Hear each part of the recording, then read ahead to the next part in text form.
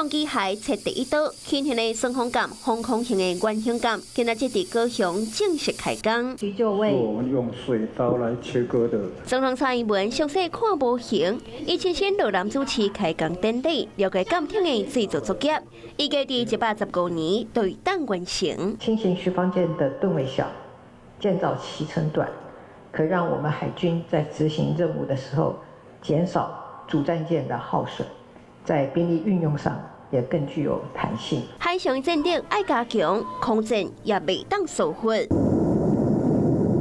洪成讲将要伫全台湾新设6座的岩地汽车飞弹阵地，和9座岩地的雄风飞弹阵地。这回基础设施嘛爱加强，传出要新设6个相关设施营区，其中包括着雄风飞弹、陆射减2飞弹、天津飞弹减上无人机和万减飞弹系统。全台湾总共会增设52个飞弹设施工程，原本为雄风、天津等等的飞弹系统，卖提升功能。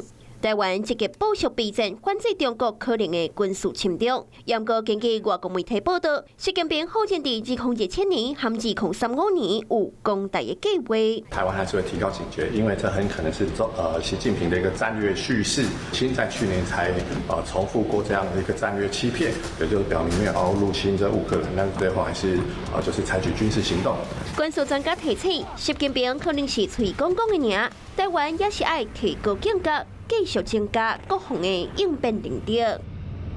你好，我是宋彦明。想掌握最及时的新闻资讯吗？赶紧订阅、按赞、开启小铃铛，锁定华视新闻 YouTube 频道。